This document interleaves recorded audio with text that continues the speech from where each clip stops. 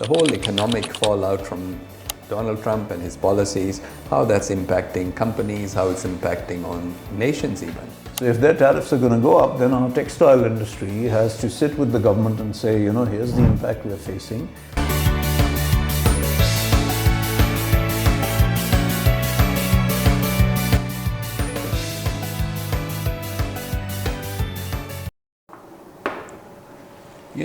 Shahryar, life is very much like a game of chess, and so is life in business. Corporate sector, very much like a game of chess. You always have to be thinking a little bit ahead of time. You can't just leave everything to the last minute. And I was reading a report by KPMG the other day about the burning issues that boards of directors or organizations should be focusing on, and some very interesting reading. So I thought we could talk about some of these issues and maybe hone in on 2 or 3 of the big ones. So would you like to have a guess as to what are the top 3 or 4 things that boards and organizations should be concerned about or are concerned about at the moment? Some of the key factors would be developing the right kind of culture in the organization, for long-term sustainability and success.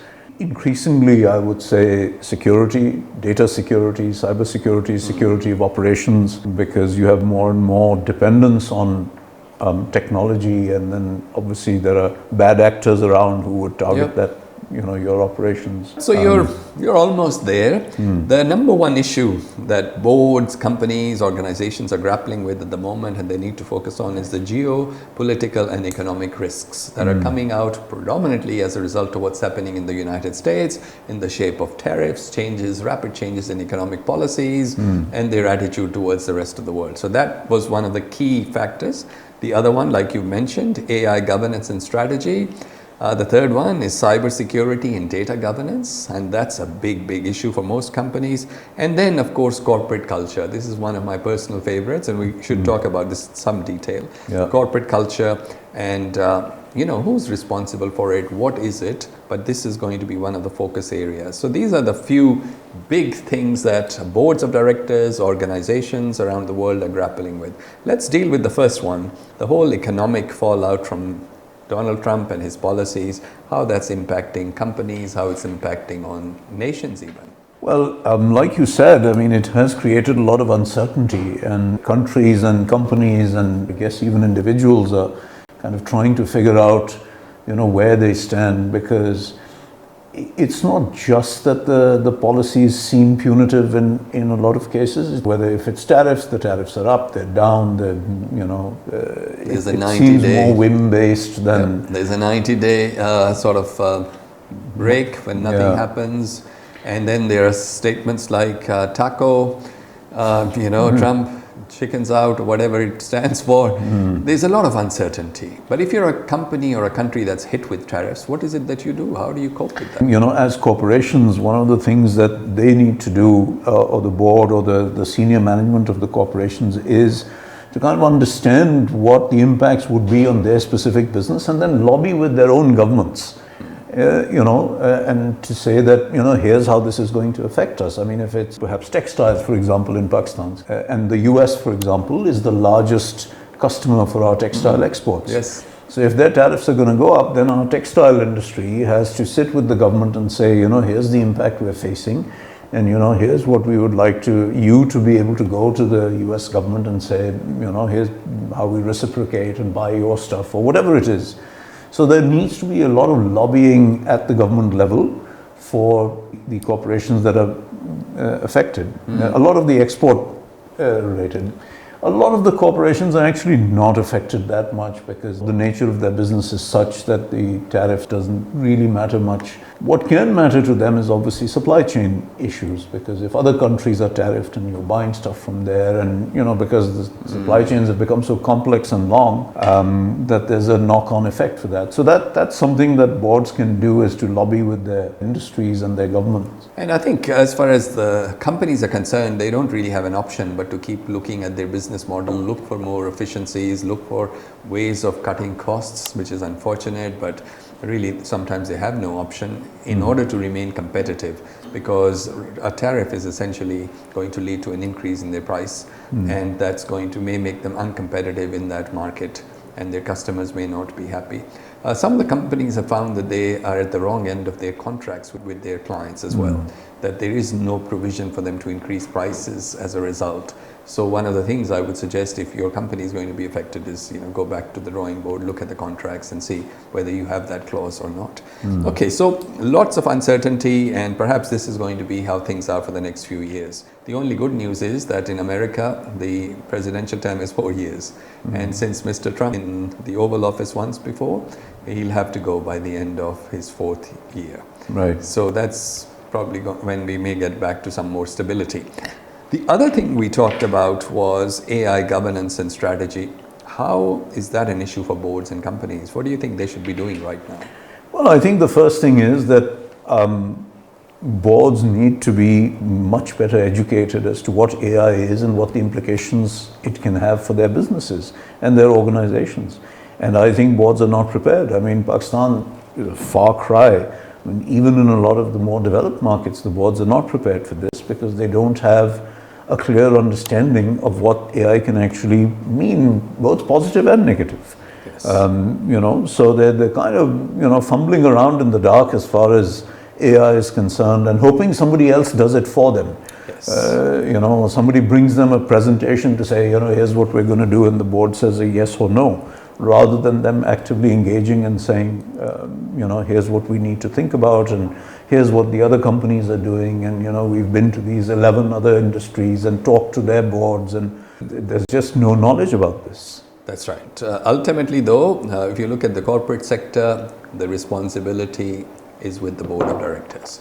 And the board of directors has to take whatever actions, whatever steps they need to make sure that AI is both governed properly and the company has a strategy. They can't just rely on management. And management obviously can be directed, can be told to go in a certain direction, but the board has to take responsibility. And like you say, if they do not have the expertise, that's still not an excuse. Right. They have a fiduciary duty, they have to go and find that expertise. And even if they have to go to Timbuktu to find that expertise, that's what they have to do.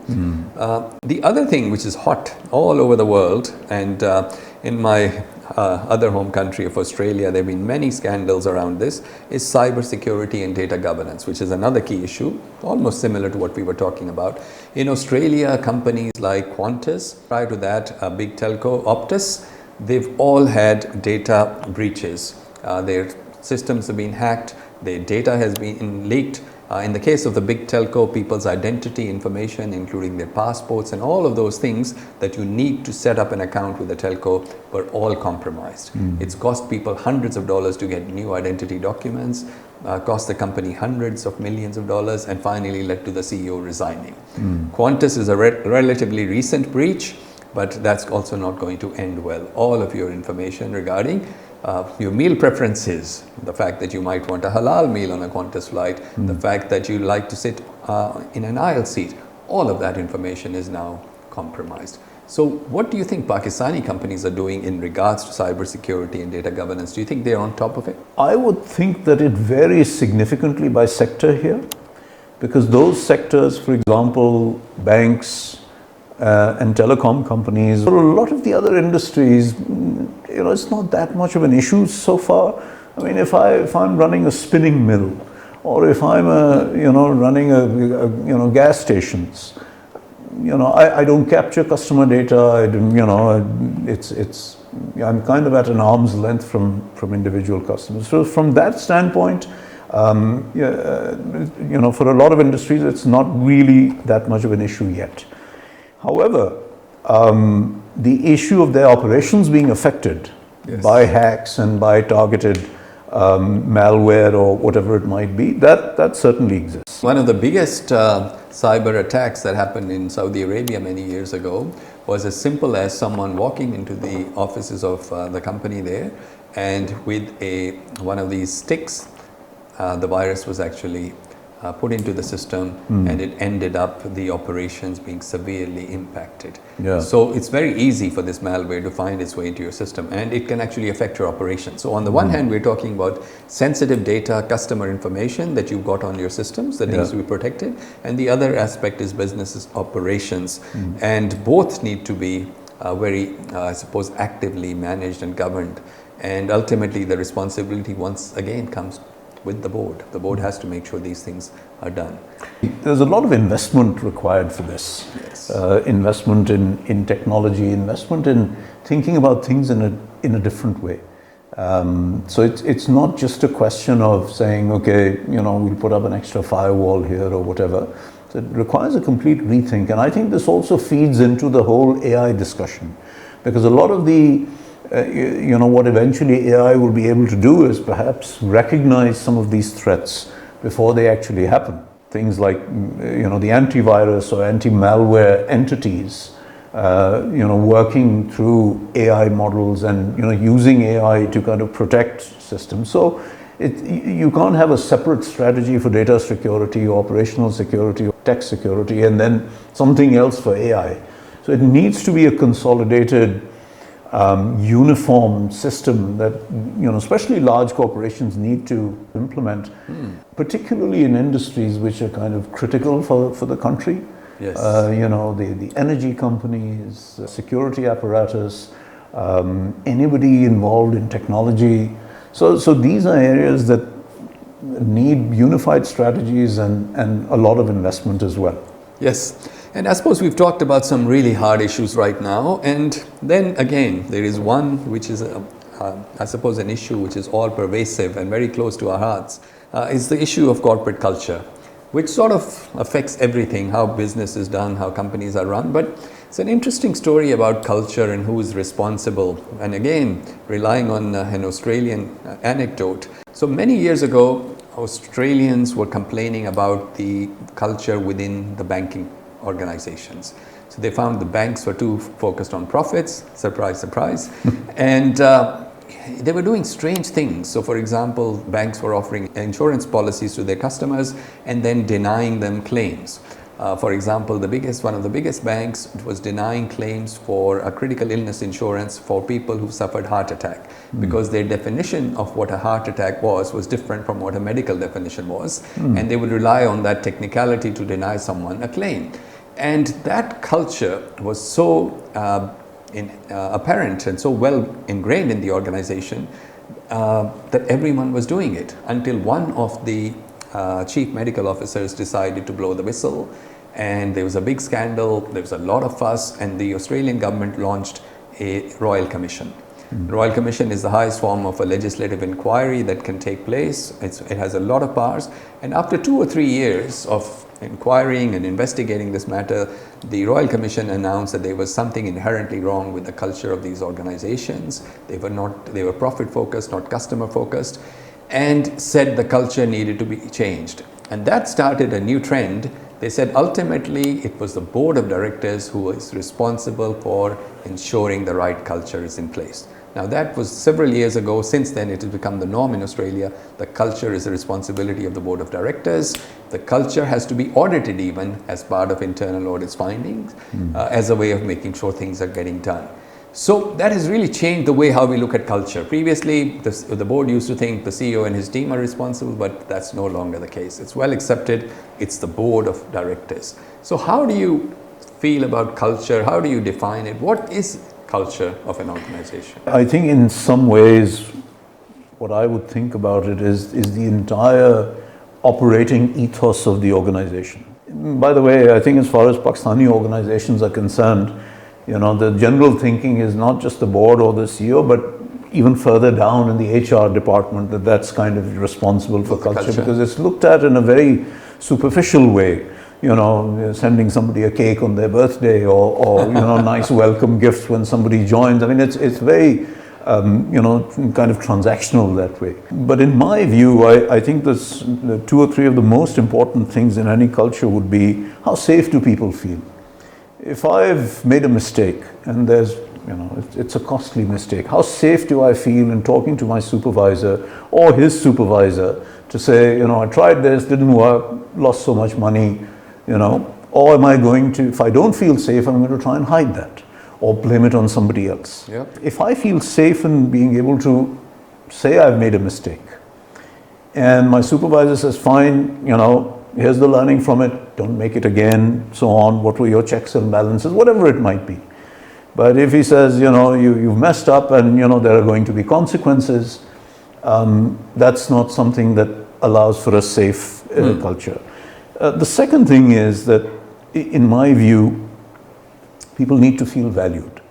That, whatever you're doing for the organization, whether you're driving a company car or doing something in finance or in marketing or whatever, that whatever you're doing, your contribution should be valued and considered important for the organization. So and the third thing I think is how pervasive is the communication, top down, sideways, bottom up. How well does that work? So that's the third thing, because if you know something, but only you know it and I don't know it, and we're working together and so I will feel kind of left out, and you say, yeah, well, there are things happening that, Yes. you'll know in due course of time, and so that's not actually a good place. So I'm going around trying to investigate what's happening, and does it affect me? Does it affect my job or the organization? So I think open communication, both ways, whichever, safety, psychological safety for people, and to feel valued. And culture is one of those things that is difficult to change. If the culture turns toxic in an organization, usually it's not just a matter of letting some people go or bringing a whole heap of new people. It takes a long time and a lot of effort. So the toxicity, once it sets into an organization and a culture, is hard to manage. When I look back in my career, even as recently as a few years ago when I worked in Australia or in Dubai, I have not come across many companies or organizations, including the big consulting firms I've worked in, where the culture was good. They have all learned the art of ticking the box or saying the right thing. Especially in Western countries, they're very good at saying, you're valued, you're safe, you can be whatever, you can do work in your own style, we respect you, we love you. But came to know that it was basically just words. They did not practice. I remember I used to work with one of the big consulting firms where I worked with one of the national partners, and my father had just passed away.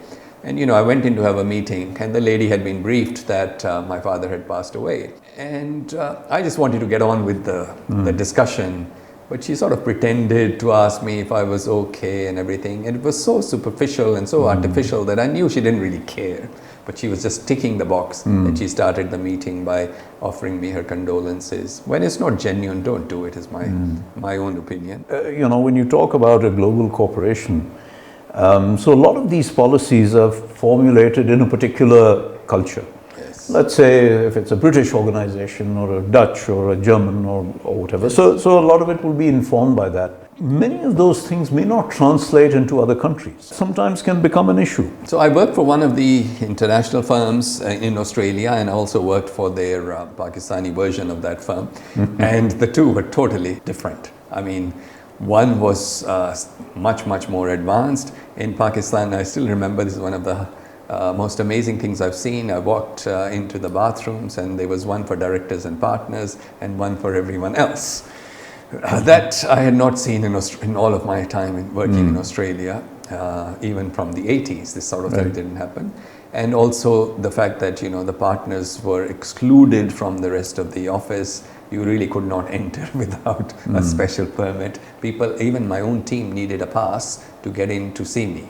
And it was quite ridiculous, actually. And that's not, whereas, for example, in Australia, the same firm, totally open plan office, cappuccino machines, very relaxed environment. Partners basically did not have an office or a small open kind of an office with two partners sharing. They had done away with PAs and EAs. It was very much hands-on stuff. One of the challenges you have in most organizations, especially large organizations, where you have a lot of legacy employees who've been working for 15 or 20 years. Yes. And then you have a lot of younger employees who are coming in with completely different expectations to what. And the other challenge is that there are a lot of young people who are now coming in, Generation Z or whatever they are. How do you think organizations are coping with this new generation which has been brought up with all this technology, such as the phones, artificial intelligence, versus those who might be in their late 50s or mid 50s who are very, very different in the way they think, they approach their work? Well, I think, even those organizations that are doing this better than others, probably not doing it very well. And the reason for that, in my view, is that, if you focus everything on the newcomers and say, here's how we're changing to make sure that, the new people who are coming in, because of things being what they are very easily distracted, because of social media particularly. A lot of short-term thinking. They want results quickly because they're used to quick hits of, they've grown up with this where everything is immediate. Any information they want to look for, they can get it immediately. Any movie they want to see, they can get it immediately. This expectation that things have to happen quickly, even people who are not that young have come to expect. So if you connect with a website on your phone and it's taking a while to load, you start getting impatient. Yep. Even if it's taking 5 seconds to load. So I think that culture of wanting things immediately is going to cause problems in a lot of these legacy organizations, because they're going to come up against this wall of this is not how we do things around here. You have to wait. It'll take you 5 years to get promoted, whatever it might be. So that kind of dissonance is continuing to be an issue in a lot of organizations. And I think the organizations also need to adapt to accommodate some of these practices that the younger generation is used to, because the world is changing, rapidly changing with the introduction of AI. When we talk about culture and so on, a lot of people think that it's basically about softer things, it's about the mushy stuff in business and all of that. And the accountant type say culture is not something which adds real value to the organization. I think you can actually quantify the value of having a good culture. Would you agree that's a possibility? Absolutely. It just depends on how you line up those ducks. Because when you talk about quantification, sometimes it's difficult to kind of, put all of those things together which can make up culture and put a numerical value to it. But yes, certainly many things that we consider or generally don't have a formulae can certainly be quantified in some way. And the advantage of being an accountant as well as someone who cares about the softer side of business, I decided I could actually do a calculation, and it was very simple. So I took a few examples. If your culture is strong, people are engaged, their productivity goes up. A 5%, 10% lift in engagement level could lead to a maybe 5 or 10% increase in productivity. You can see what impact that would have on your bottom line. The other thing was, if your culture is bad and you've got very high employee turnover, then the cost of retraining employees and this constant merry-go-round of new people coming along,